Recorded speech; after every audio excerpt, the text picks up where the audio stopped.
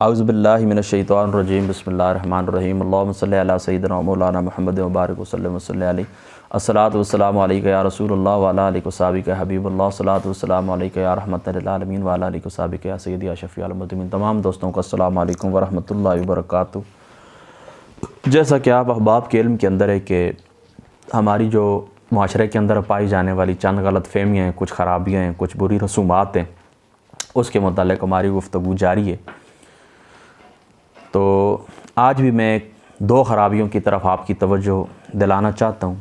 देखें, अखबार के अंदर मैं भी कई दफ़ा पढ़ता हूँ, आप लोगों ने भी कई दफ़ा पढ़ा होगा कि वालिद की तरफ से यह इश्तिहार आता है, यह ऐलान किया जाता है कि मैं अपने फ़लाँ बेटे को अपनी मनकूला गैर मनकूला जायदाद से आग करता हूँ। यह बात दुरुस्त नहीं है। उसकी वजह क्या है? वजह उसकी ये है कि याद रखो, आग का मान होता है, लुग़वी मान होता है नाफरमानी करना, नाफरमानी आग का मान होता है। और इस्तिलाहन आग कहते हैं कि कोई शख्स अपनी औलाद को विरासत से महरूम कर दे। और ये शरन दुरुस्त इसलिए नहीं है कि देखें, आग का मतलब होता है विरासत से महरूम करना, इस्तिलाही माना विरासत से महरूम करना। और विरासत का ताल्लुक़ होता है बाद अज़ वफ़ात, यानी जिस वक्त किसी शख्स की आँख बंद हो जाती है तो उसके बाद उसकी विरासत जारी होती है। तो अभी तक वो शख्स खुद ज़िंदा है, जब खुद ज़िंदा है, अभी तक दुनिया से गया नहीं है, आँख बंद नहीं हुई है, तो विरासत जारी किस तरह हो सकती है? क्योंकि विरासत तो जारी होगी आँख बंद होने के बाद। अभी तो उसकी आँख बंद नहीं हुई, तो विरासत का सवाल ही पैदा नहीं होता। तो जो चीज़ अभी तक पैदा ही नहीं हुई, आप पहले उसको ख़त्म किस तरह कर सकते हैं?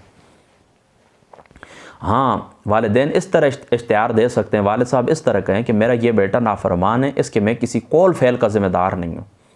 यानी ये किसी के साथ कोई लेन देन करेगा, कोई कारोबार करेगा, किसी के साथ कोई भी मामला करेगा, तो मैं पूछ गुछ के लिए नहीं पेश हो सकता। उसके मामलात उसी के साथ रखे, मैं ज़िम्मेदार नहीं हूँ, यह इश्तिहार दिया जा सकता है। अब इसके साथ एक जुड़ी हुई मैं दूसरी बात भी कर देता हूँ। देखिए, बाज़ लोग होते हैं, कहते हैं कि हम अपनी ज़िंदगी के अंदर ही अपने बेटों को विरासत दे देंगे। तो इस सवाल का ताल्लुक़ भी उसी से ही है, इस मामले का ताल्लुक़ भी, इश्काल का ताल्लुक़ भी उसी से ही है कि देखें, विरासत पैदा होगी आपकी आँख बंद होने के बाद, तो जो चीज़ पैदा नहीं हुई आप उसको ज़िंदगी के अंदर किस तरह तकसीम कर सकते हैं? या इस तरह बाज़ इस तरह होते हैं ना कि लड़के होते हैं, वो वालिदैन को कहते हैं मेरा जो हिस्सा बनता है मुझे दे दें, उनका कुछ हिस्सा भी नहीं बनता। मैं आप लड़कों से डायरेक्ट मुखातिब हूँ कि आप अपने वालिदैन को कहते हैं कि मेरा हिस्सा दे दें, आपका हिस्सा है ही नहीं है। आप भी और आपकी प्रॉपर्टी, माल, जो कुछ भी है, ये आपके वालिद की कमाई है। आपका वजूद भी, सही मुस्लिम के अल्फाज हैं, आपका वजूद भी, आपके पास जो माल है ये आपके वालिद की प्रॉपर्टी है। और जो मालिक होता है वो अपनी अशिया के अंदर जिस तरह चाहे तसर्रुफ़ कर सकता है। यह आपके वालिदैन अपनी उनकी जो प्रॉपर्टी है उनको बेच दें, किसी इदारे को दे दें, जो मर्ज़ी करें, कर सकते हैं। आपको ऐसा जो मिलना है वो उनकी वफ़ात के बाद मिलना है। उनकी आँख बंद होगी तो आँख बंद होने के बाद जो कुछ जिस मकाम के ऊपर पड़ा हुआ है, आपको अल्लाह रसूल ने इसे मुकर्रर कर दिए, आपको मिल जाएगा। और वालिदैन को चाहिए, देखें ये बात भी याद रखें कि इस तरह दुनिया के अंदर तकसीम करनी वैसे भी नामुनासिब है, विरासत का तो सवाल ही पैदा नहीं होता। देखें, कई दफ़ा मैं अल्हम्दुलिल्लाह ताला जरगों के अंदर बैठने वाला शख्स हूँ, मैंने देखा है लड़ाई झगड़े इस मामलात के अंदर मैंने देखे कि वालिद साहब क्या करते हैं, ये बेटी ये जगह ले ले, फ़लाँ बेटी फ़लाँ जगह ले ले, फ़लाँ बेटा फ़लाँ जगह ले ले। बाद में इस तरह जब वो दुनिया से चले जाते हैं तो लड़ाइयाँ शुरू हो जाती हैं। बेटे कहते हैं फ़लाँ जगह महंगी है, वो रोड के साथ है, वो फ़लाँ जगह के ऊपर है, वो फ़लाँ शहर के अंदर है, ये देहात वाली ज़मीन तो सस्ती है। इस तरह झगड़े खड़े हो जाते हैं। बस इसका आसान साल मैं आपको ये बताता हूँ, ज़िंदगी के अंदर कुछ भी ना करें, बस आपकी आँख बंद होगी, जिसका जो कुछ भी बनता है अल्लाह रसूल ने मुकर्रर किया वो उस तक पहुँच जाएगा, बस बात ख़त्म। हाँ, ज़िंदगी के अंदर इस तरह है कि बास कुछ एमरजेंसी सूरत हाल होती है, और जो वालिदैन होते हैं उनको अपनी औलाद की सूरत हाल मालूम होती है, इल्म होता है कि मेरे बाद ये करेंगे।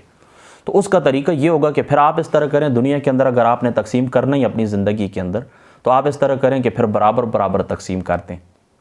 देखिए, इस तरह नहीं होगा, विरासत नहीं होगी, वो तोहफ़ा होगा। फिर तोहफ़े के अंदर आपने बराबरी करनी है, तोहफ़े के अंदर आपने क्या करना है, बराबरी करनी है। यानी एक बेटे को 1 लाख रुपए दिए, दूसरे बेटे को भी लाख ही दे। एक बेटे को 10 लाख दिए, दूसरे बेटे को भी 10 लाख दें। फिर उतना ही बेटी को दें, बेटे को भी 10 लाख दें, बेटी को भी 10 लाख रुपए दें। फिर बराबर तकसीम करें, वो तोहफ़ा होगा। लेकिन अगर आप इस तरह भी करें कि बेटियों को निसफ़ करें और बेटियों को उनके मतलब बेटियों को जिस तरह विरासत के अंदर निसफ़ हिस्सा मिलता है बेटों के मुकाबले के अंदर, तो इस तरह भी अगर आप करना चाहें तो कर सकते हैं, इसकी भी इजाज़त है। शरन आपके ऊपर गिरफ्त कोई भी नहीं कि बेटियों को निसफ दे दें, बेटों को ज़्यादा दे दें, चूँकि इनको जिम्मेदारियाँ होती हैं। अल्लाह रसूल ने भी इसी तरह उनकी तकसीम की, आप भी कर सकते हैं। और हाँ, ये बात भी, ये बाज़ लोग पूछते रहते हैं, इस बात की भी इजाज़त है कि कोई शख्स इस तरह करता है, किसी बेटे को ज़्यादा दे देता है, लेकिन उसके पीछे उसकी नीयत बुरी नहीं होनी चाहिए। यानी एक बेटे को ज़्यादा देने का मकसद ये नहीं कि दूसरे बेटे का मैं नुकसान करूँ, ये नीयत नहीं होनी चाहिए, या इस बेटे को मजबूत करूँ ताकि ये फ़लाँ को नुकसान दे, ये बात नहीं होनी चाहिए। अगर नीयत आपकी ये हो कि ये मेरा बेटा कमज़ोर है, छोटा है, कमा नहीं सकता, बाकी मेरे जो बेटे हैं खुशहाल हैं, कारोबार करते हैं, तो चलो उसको मैं थोड़ा ज़्यादा देता हूँ, कोई बात नहीं। ये मेरी बेटी कमज़ोर है, इसका घर नहीं बच सका, इसको तलाक हो गई थी, ये मामलात हुए थे, अब ये कमज़ोर भाइयों के सहारे, चलो इसके नाम में फ़लाँ प्रॉपर्टी कर देता हूँ, कोई बात भी नहीं है, अच्छी नीयत के साथ। मैंने आपको पहले बता दिया, ये नीयत नहीं होनी चाहिए कि फ़लाँ शख्स को मैं महरूम रखूँ या फ़लाँ शख्स को मैं नुकसान दे दूँ। ठीक है, तो अब फिर मैं अपनी बात की तरफ वापस आता हूँ कि ज़िंदगी के अंदर कुछ ना करें। ये बातें जवाज़ की जो सूरतें जायज़ थी ना, वो भी मैंने आपको गिनवा दी। बहरहाल बेहतर यही है, अगर ये मामलात ना हो, कोई इस किस्म के ख़तरात एमरजेंसी सूरत हाल ना हो, तो फिर इसी तरह करें कि दुनिया के अंदर कुछ भी नहीं, बस आपकी आंख बंद होगी, जो कुछ जहाँ पर पड़ा हुआ है अल्लाह रसूल के जो ऐसे मुकर्रर हैं उसके मुताबिक सबको मिल जाएगा। यह एक बात हो गई। अब दूसरी बात की तरफ आता हूँ। अक्सर घरों के अंदर तलाक़ें हो जाती हैं, मैंने ख़ुद सुना है, कई दोस्तों ने मुझसे सवाल किए, और उनको अपने हुकूक का इल्म नहीं होता, अपने फ़राइज़ का इल्म नहीं होता, जो उनकी बीवी होती हैं उनके मुतालिक उनको इल्म नहीं होता कि इसके ऊपर अल्लाह ताला ने क्या वाजिब किया है, मेरे ऊपर अल्लाह ताला ने क्या वाजिब किया है। याद रखो, इमाम नववी रहमतुल्लाहि ताला अलैह आपने शरह मुस्लिम के अंदर लिखा है, आप फरमाते हैं लड़कियों के ऊपर दो चीज़ें बीवियों के ऊपर वाजिब हैं। दो चीज़ें, पहली अपने खावंद के घर के अंदर रहना, आप उसके घर के अंदर रहें।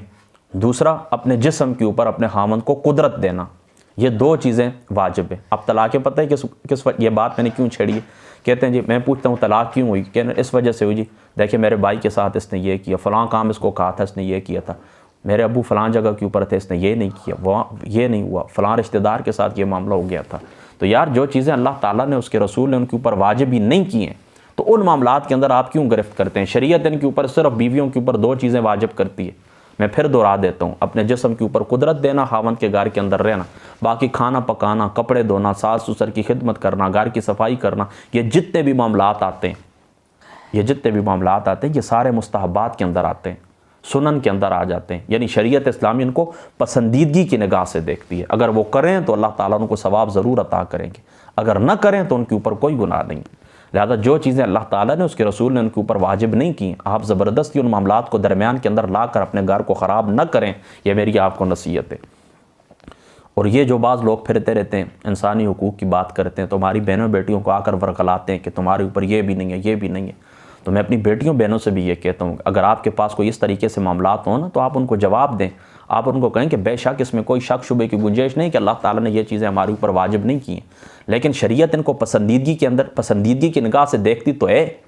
हम मुसलमान हैं, हमारा आखिरत के ऊपर ईमान है, हमें सवाब की ज़रूरत है, अजर की ज़रूरत है, दरजात की बुलंदी की ज़रूरत है। हम अपने दरजात की बुलंदी के लिए, उखरवी मकाम के लिए हम ये काम करने वाली हैं और करेंगी।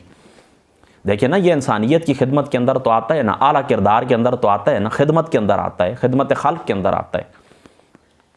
तो जब गैर लोग जिनके साथ हमारा कोई रिश्ता ही नहीं होता, कोई मामलात ही नहीं होते, उनके साथ उसने सलूक, यहाँ तक कि जो सुरख काफिर हैं उनके साथ उसने सलूक, यहाँ तक कि जो परिंदे उनको पानी पीने के ऊपर अल्लाह ताला जरा ता फरमाते हैं, जहन्नम से बचाकर जन्नत के अंदर दाखिल कर देते हैं। तो फिर जो घर वाले होते हैं, सास ससुर होते हैं, बहन भाई होते हैं, खामद के वगैरह वगैरह, उनके ऊपर फिर अल्लाह ताला क्यों नहीं अजर जजील और अजर अजीम अता फरमाएंगे। और इसके ऊपर बाकायदा हदीस पाक के अंदर जिक्र मौजूद है। लिहाजा वो आपको वरगलाने के लिए आए, इस किस्म की बात करें तो आप उनको ये जवाब दें और उनको बताएं कि हज़रत सैयदना फ़ातिमा ज़हरा रदी अल्लाह ताला अन्हा आपकी बांधियाँ हैं।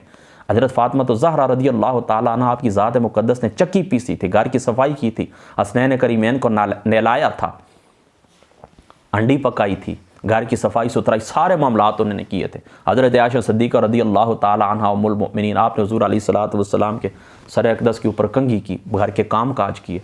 हज़रत ज़ुबैर की जो घर वाली थी, हज़रत अस्मा, हज़रत अब्दुल्ला इब्न ज़ुबैर की, उठा के देखें बुखारी शरीफ को, सही मुस्लिम को, क्या आप वो उनका जो वो घोड़ा था उसके लिए वो कितनी दूर से वो खजूरें, फिर उनकी गुठलियाँ काट कर उनको खिलाना, चारा खिलाना, वो सारे काम करती थी या नहीं करती थी? तो हमारे लिए लड़कियों को चाहिए कि उनको जवाब दें, हमारे लिए मशअल राह वो हैं, हमारी आइडियल वो ख़वातीन हैं। तो हम उनके नक्श कदम के ऊपर चलने वाली हैं। लिहाजा इस किस्म के लोग आपके पास आएँ तो ये जवाब उनको दें और उनको कायल करें, उनको मुतमईन करें कि हम अल्लाह ताला की रज़ा के लिए ये सब काम करेंगे, क्योंकि हमारी जो शरीयत है वो हमें इस बात को हुक्म देती है कि अगर आप ये काम करेंगे हम आपको सवाब अता करेंगे। तो हम सवाब की नीयत से ये करती हैं, हम सवाब की नीयत से ये करती हैं। और जो खावंद है उनको चाहिए कि बेजा जो चीज़ अल्लाह ताला ने उसके रसूल ने वाजिब नहीं की तो वो अपनी बीवियों के ऊपर ज़बरदस्ती न करें, अपने घर वालों के ऊपर ज़बरदस्ती न करें। मैंने आपको पहले भी बता दिया था कि फ़ुक़हा ने इस बात के ऊपर भी बहस की है। चलो उसको छोड़ ही देता हूँ, ये बात फिर लंबी हो जाएगी। मैं अपनी बात फिर दोहराता हूँ कि बीवियों के ऊपर यही 2 बातें वाजिब है, लेकिन ये 2 बातें वाजिब है, बाकी जितने भी मामलात है वो करेंगी उनके ऊपर अल्लाह ताला उनको सवाब अता करेंगे। देखें ये आका अलैहिस्सलातु वस्सलाम का फरमान है कि जैसा करना है वैसा भरना है। आप लोगों ने शायद ज़िंदगी के अंदर ये हदीस पाक न सुनी हो, मैं भी अभी तक इस बात से नावाकिफ़ था। अभी से मुराद यानी 2-3 साल पहले तक मैं भी इसको एक कौल ही समझता रहा। लेकिन इमाम ज़ेबी रहमतुल्लाह ताला अलैह कि किताबुज़्ज़वाजिर और किताबुल-कबाइर इमाम इब्न हजर की, ये 2 किताबें मेरी नज़रों से गुजरी हैं 2-3 साल पहले। तो इन दोनों के अंदर ये रवायत मौजूद है, यानी इन दोनों में से एक किताब के अंदर ये रवायत मौजूद है। करेक्ट वाला मुझे याद नहीं है, या किताबुज़्ज़वाजिर के अंदर है या किताबुल-कबाइर के अंदर है कि ये आका अलैहिस्सलातु वस्सलाम का फरमान है कि जैसा तुम करोगे वैसा तुम्हारे साथ होगा, जैसा करना वैसा भरना, ये हुज़ूर का फरमान है। लिहाजा ये दुनिया अल्लाह ताला ने मुकाफ़ात अमल के ऊपर कायम की है। तो हमारी जो बहनें बेटियाँ हैं जो आज अपने ससुर के साथ, अपनी सास के साथ जो आप सलूक करेंगे, कल यही कुछ आपके साथ होगा। तो आप कभी भी नहीं चाहेंगे कि कल हमारी जो बहू हैं हमारे घर आएंगी तो हम ये कहें कि ये चीज़ें हमारे ऊपर वाजिब नहीं है, लिहाजा हम करने वाली नहीं है, लिहाजा आपको बेड के ऊपर तना छोड़ के वो बाहर चले जाएँ। आप कभी ये नहीं चाहेंगी। जब आप ये नहीं चाहती तो फिर आपको ये करना होगा। ये मामलात जो है सास ससुर की खिदमत वगैरह मामलात जितने भी हैं ये आपको करें, खुश दिली के साथ करें, क्योंकि शरीयत इस्लामी इनको पसंदीदगी की निगाह से देखती है। लेकिन अगर न करें तो उनके ऊपर गुनाह कोई भी नहीं है। फिर खामन को चाहिए कि इन मामलात के ऊपर जो अल्लाह रसूल ने वाजिब नहीं किए तो उन मामलात ज़बरदस्ती उनके ऊपर ठोंस कर अपना घर बर्बाद न करें। अल्लाह ताला अमल की तौफीक अता फरमाए। अस्सलामु अलैकुम।